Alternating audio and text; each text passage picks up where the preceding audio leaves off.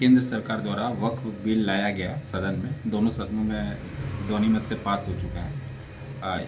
जिसका जो है विपक्ष कड़े तौर पर विरोध भी कर रहा है। सुप्रीम कोर्ट में वाद भी दाखिल किया गया है वक्फ बिल के विरोध में। तो ऐसे में क्या कहना चाहेंगे?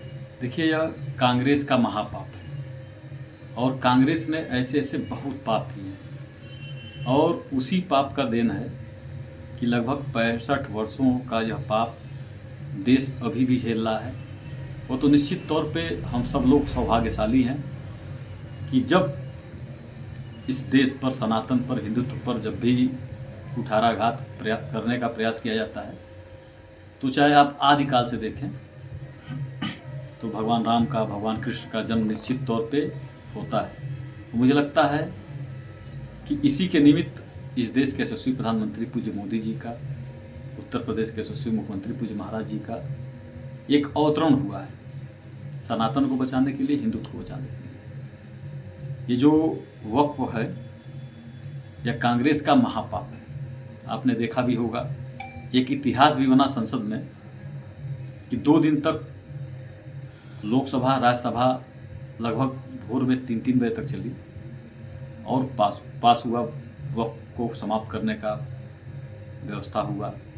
पहली बात कि जब संविधान बना था तो इसमें इस प्रकार का कोई नहीं था। ये तो सब कांग्रेस का पाप है और कांग्रेस ने ऐसे बहुत पाप किए, जैसे कश्मीर को अलग राज्य, ऐसे पाप अगर गिनाने लगे तो केवल मुस्लिम तुष्टीकरण के लिए कि कैसे सत्ता में बने रहे और एक ही परिवार का पूरे तरीके से कब्जा रहा।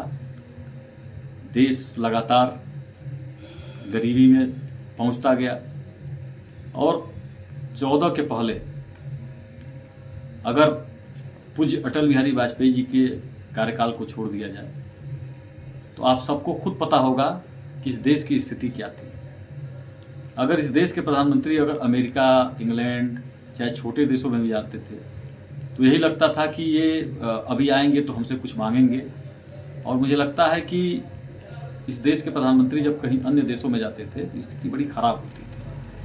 एक तरह से कहा जाता था कि कटोरा लेके लोग जाते हैं मांगने के लिए, जो आज पाकिस्तान की स्थिति है। लेकिन जब से इस देश के यशस्वी प्रधानमंत्री के रूप में इस देश के प्रधानमंत्री पूज्य मोदी जी हुए हैं, आप देखिए देश की स्थिति क्या है। और इस प्रकार के जितने कानून थे, जैसे 3 तलाक था, धारा 370 था, 35A था और आज वक्फ, ऐसे हर प्रकार के और कई प्रकार के जो कानून अंग्रेजों के द्वारा बनाए गए थे जिसका नुकसान इस देश को हो रहा था, इस प्रकार के सारे कानूनों को समाप्त करके जो कुरीतियाँ समाज में फैलाई गई है कांग्रेस के द्वारा, उसके नीति के द्वारा, मुस्लिम तुष्टीकरण के द्वारा, और मुझे लगता है कि इस प्रकार की और भी जो कुरीतियाँ हैं उसको बहुत जल्दी समाप्त किया जाएगा। वक्फ के बारे में देख लीजिए कि जिस जमीन को चाहे मुसलमान कह के कि ये वक्फ की संपत्ति है उसका कब्जा कर लेता था। सबसे बड़ा दुर्भाग्य देखिए कि हमारे संविधान को नहीं माना जाता है, जैसे आप अदालतों में नहीं जा सकते हैं। अब देखिए जो नियम बना है, जब वक्फ समाप्त हुआ, संसद और राज्यसभा ने दोनों ने इसको जब समाप्त किया है तो आप ही पूछे कि क्या नाम है, सुप्रीम कोर्ट में गए हैं लोग।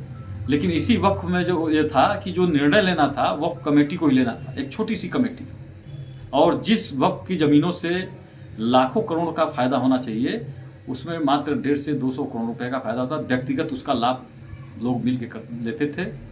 और मैं बहुत बहुत बधाई देता हूँ इस देश के यशस्वी प्रधानमंत्री पूज्य मोदी जी को, इस देश के यशस्वी गृह मंत्री आदरणीय अमित शाह जी को, उत्तर प्रदेश के यशस्वी मुख्यमंत्री पूज्य महाराज जी को, और पूरे देश की करोड़ों करोड़ों सनातनियों को जिन्होंने सरकार के पक्ष में रह के यह जनादेश दिया कि आज इस देश के यशस्वी प्रधानमंत्री के रूप में पूज्य मोदी जी ने और पूरे सदन ने यह निर्णय लिया और यह काला कलंक जो भारत में था वह समाप्त हुआ। और मुझे लगता है कि जितनी वक्फ की संपत्तियां अवैध रूप से, अभी देखिए श्री प्रयागराज में, श्री तीर्थराज प्रयाग में जो महाकुंभ लगा था उस पर भी दावा वक्फ ने कर दिया था। कई ऐसे हमारे साउथ में मंदिर हैं जिस पर वक्फ ने दावा कर दिया था। मतलब जैसे लगता है कि ये पूरा भारत इनके बाप का है कि जहाँ चाहेंगे वहाँ दावा ठोक देंगे, जैसे कर देंगे।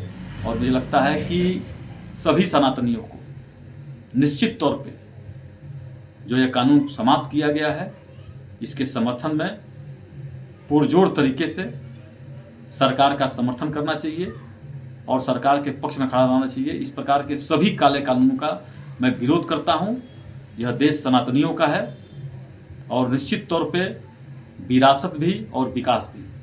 भारतीय जनता पार्टी का जो नारा है कि विरासत भी और विकास भी, जो हमारी विरासत है, जो हमारा सनातन है, जो हमारा धर्म है, उसकी भी रक्षा हम करेंगे और ऐतिहासिक विकास भी करेंगे। आप देख लीजिए इस समय देश की स्थिति क्या है। आज 40 से ऊपर देशों को भारत के द्वारा कर्ज दिया जा रहा है। 50 से ऊपर ऐसे देश हैं जिनको हम हथियार बेच रहे हैं। इसके पहले में हमारे पास कुछ नहीं था। यह सब देन है इस देश के यशस्वी प्रधानमंत्री पूज्य मोदी जी का। मैं एक बार फिर वक्फ बिल को समाप्त करने के लिए इस देश के यशस्वी प्रधानमंत्री पूज्य मोदी जी को, इस देश के यशस्वी गृह मंत्री आदरणीय अमित शाह जी को, इस देश के यशस्वी रक्षा मंत्री आदरणीय राजनाथ सिंह जी को, उत्तर प्रदेश के यशस्वी मुख्यमंत्री पूज्य महाराज श्री को और पूरे कैबिनेट को और पूरे देशवासियों को बहुत बहुत बधाई देता हूं कि इस प्रकार के जो काले कानून समाप्त हो रहे हैं। इसी तरह से 2-3 काले कानून और बचे हुए हैं, जैसे एक राष्ट्र एक चुनाव, जो पहले तो था ही, अब नहीं होता था। एक देश एक चुनाव हो, जैसे इसमें समय भी बचेगा, पैसा भी बचेगा, सब कुछ बचेगा। उसके बाद से क्या नाम है आपका, हमारा जो है NRC, जो इस प्रकार के भी कानून हैं, सब कानून संसद में पास हों। और सबसे बड़ा काम जो भगवान चाहेंगे तो होगा कि एक कानून सबके लिए, पूरे देश में एक कानून, एक देश एक कानून, एक देश और एक कानून इस देश में हो, तभी इस देश का विकास भी होगा और सब लोग आगे बढ़ेंगे। बहुत बहुत धन्यवाद। जय श्री राम।